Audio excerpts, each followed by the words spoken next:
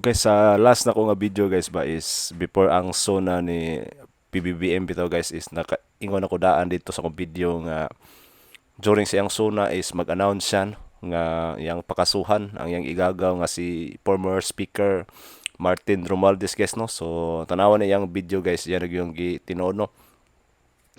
At dumating na tayo sa punto na ayon sa Ombudsman ay malapit na ang paghain ng patong-patong na kaso laban sa dating speaker. Masakit man sa akin ito, ngunit kailangan nating gawin ang tama. So guys, kanang yamog yung ningon daw nga malapit na makasuhan no yang igagaw na si former speaker Martin Romualdez guys no sa yang sona yang giingon. Pero guys, akong pangutanan nyo kanang motuo mo nga iyan ang pakasuhan yang igagaw no nga si former speaker Romualdez guys no.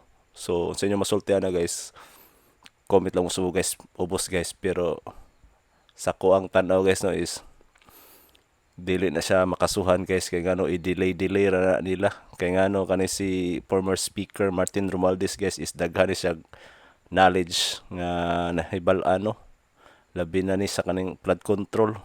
Di po ni musugot ni si former speaker Romualdez guys nga siya ra ang magsaw sa tanan kaso no sa flood control scandal no. So nagi na siya pang ubanon dito di ba, labi na ni kung ma-involve na ang presidente ani kung siya na mag sulti no sa tanan nga hinataboan ning sa flood control nga corruption guys no, di ba? So malabo kay na guys nga makasuhan gini si former speaker Romualdez guys no kay siyempre igagaw man na niya sa kadaghan sa information na balaan guys ba, di ba?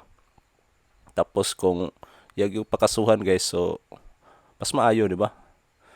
I hope guys nga mali akong kuano speculation no, pero di gyud na makasuhan guys kay kung iyag yung kasuhan guys, so kanang pagkaso kang former speaker Romualdez guys may mo na ginay sugod bitaw sa downfall or pagbagsak ni PBBM no. Kay siyempre ang kita nga ordinaryo Pilipino nga makabalo nga apil siya sa flood control scandal ay igdag di tam ni kamo tani nga panaong na siya sa iyang posisyon no. Di ba? Comment lang mo sa ubos guys musultian iyang announcement di ba? Dito sa zona nga makakasuhan na si former speaker Romualdez no.